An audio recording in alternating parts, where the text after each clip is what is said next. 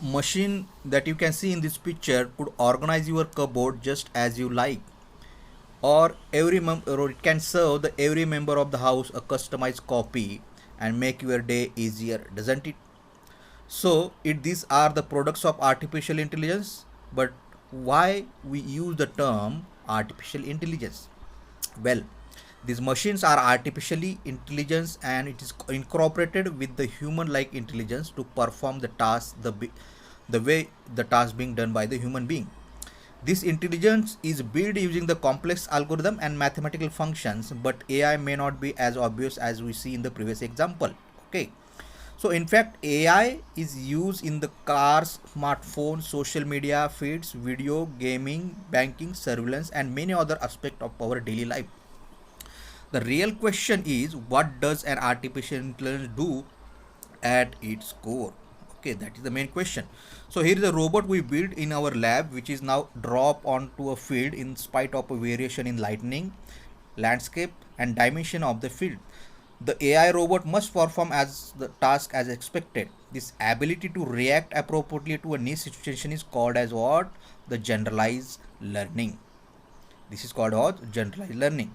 The robot is now at the crossroad, one that is paved and other rocky. The robot must determine which path to take based on the circumstances, and this portrays the robot's one of the another ability, that is the reasoning ability.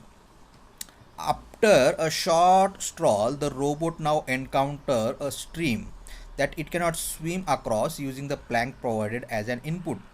The robot is able to cross this stream, so our robot uses the given input and find the solution for a problem, and this is called as what? The problem solving. So these three capabilities make the robot artificially intelligent, and making the machine with such intelligence is called as artificial intelligent. In short, AI provides a machine with the capability to adapt, reason, and provide the appropriate solution.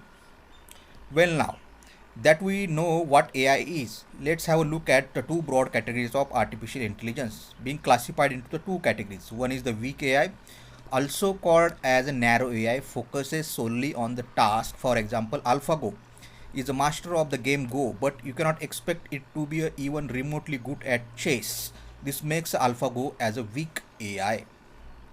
Now, you might say the another kind of device, for example, Alexa, is definitely not a weak AI since it can perform the multiple tasks. Well, that is not really true. When you ask Alexa to play a Despacito or any kind of music, it pick up that keyword of music and play Despacito or any music and runs a program it is trained to. Alexa cannot respond to a question where it is not trained to do and answer your answers. Asking the Alexa status of traffic from work to home, Alexa will not provide you the answer because Alexa is not trained to do that. And that brings us to our next category of AI, which is called as what? The strong AI. Now, this is much like the robot that only exists in the fiction as of now. Ultron from the Avengers is an ideal example of strong AI. That is because it is self-aware, Ultron, and eventually even develops emotion. This makes its artificial intelligence response unpredictable. Okay.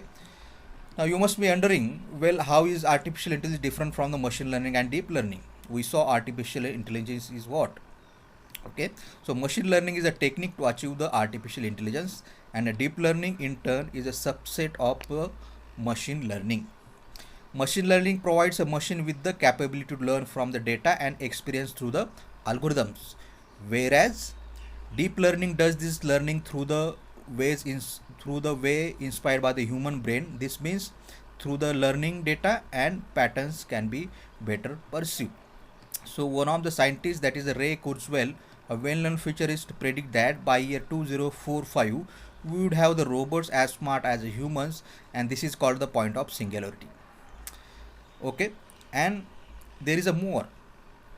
Elon Musk says AI implants could one day make our brains and bodies smarter and stronger, making us a partly human and a partly machines as a cyborgs. So there is a question for you.